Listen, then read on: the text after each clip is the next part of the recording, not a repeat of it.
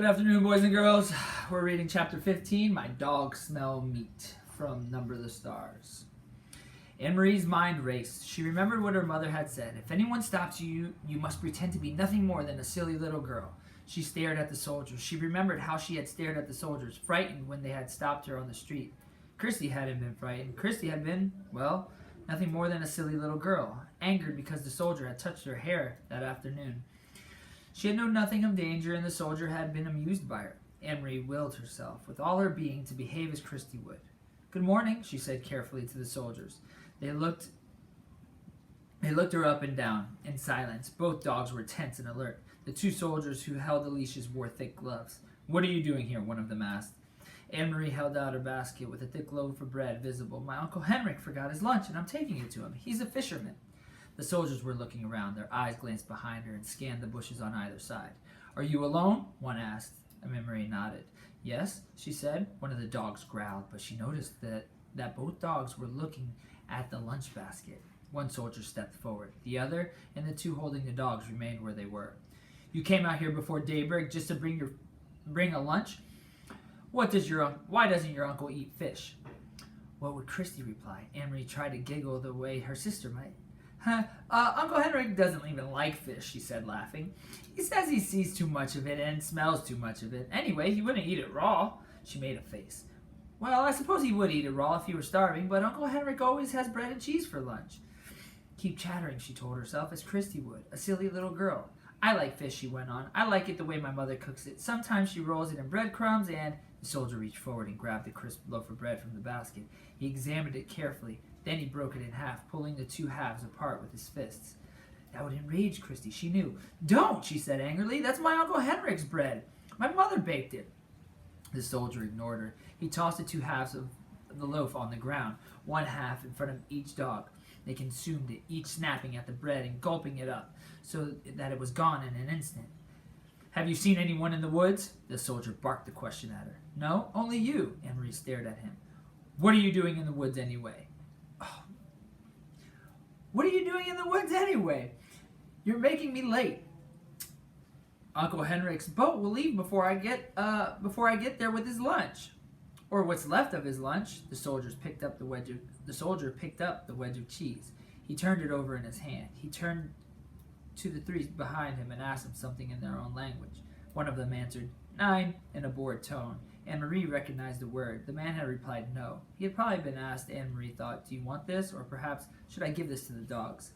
The soldier continued to hold the cheese. He tossed it back and forth between his hands. Anne-Marie gave an exasperated sigh. "Could I go now, please?" she asked impatiently. The soldier reached for the apple. He noted the brown spots and made a face of disgust. "No meat?" he asked, glancing at the basket and the napkin that lay at its bottom. Anne-Marie gave him a withering look. "You know we have no meat," she said insolently. "Your army eats all of Denmark's meat." Please," she implied in her mind, "don't lift the napkin." The soldier laughed. He dropped the bruised apple on the ground. One of the dogs leaned forward, pulling at its leash, sniffed the apple, and stepped back. But both dogs still looked intently at the basket, their ears alert, their mouths open. Saliva glistened on their smooth pink gums. "My dogs smell meat," the soldier said. "They smell squirrels in the woods," Anne-Marie responded. "You should take them hunting." The soldier reached forward with the cheese in one hand, as if he were going to return it to the basket, but he didn't. Instead, he pulled out the flowered cotton napkin. Anne-Marie froze. "Your uncle has such a pretty little lunch," the soldier said scornfully, crumpling the napkin around the cheese in his hand. "Like a woman," he added with contempt. Then his eyes looked on the basket. He handed the cheese and napkin to the soldier beside him. "What's that, there in the bottom?" he asked in a different, tenser voice. What would Chrissy do? Anne-Marie stamped her foot. Suddenly, to her own surprise, she began to cry. "I don't know," she said, her voice choked. My mother's going to be angry that you stopped me and made me late, and you've completely ruined Uncle Henrik's lunch, so now he'll be mad at me too." The dogs whined and struggled against the leashes, nosing forward to the basket. One of the other soldiers muttered something in German. The soldier took out the packet. "Why was this so carefully hidden?" he snapped. Anne-Marie wiped her eyes on the sleeve of her sweater. "It wasn't hidden, any more than the napkin was. I don't know what it is." That, she realized, was true. She had no idea what was in the packet. The soldier tore open the paper, while below him on the ground The dogs strained and snarled, pulling against their leashes. Their muscles were visible beneath the sleek, short-haired flesh. He looked inside, then glared at Anne-Marie. "Stop crying, you idiot girl," he said harshly. "Your stupid mother has sent your uncle a handkerchief. In Germany, the women have better things to do. They don't stay home hemming handkerchiefs for their men." He gestured with the folded white cloth and gave a short, caustic laugh. "At least she didn't stitch flowers on it." He flung it to the ground, still half wrapped in the paper beside the apple. The dogs lunged and sniffed at it eagerly, then subsided, disappointed again. "Go on," the soldier said. He dropped the cheese and napkin back into the basket. "Go on to your uncle and tell him the German dogs enjoyed his bread." All the soldiers pushed past her. One of them laughed, and they spoke to each other in their own language. In a moment they had disappeared down the path, in the direction from which Anne-Marie had just come. Quickly she picked up the apple and the open packet with the white handkerchief inside. She put them into the basket and ran around the bend toward the harbor, where the morning sky was now bright with the early sun, and some of the boat engines were starting their strident din.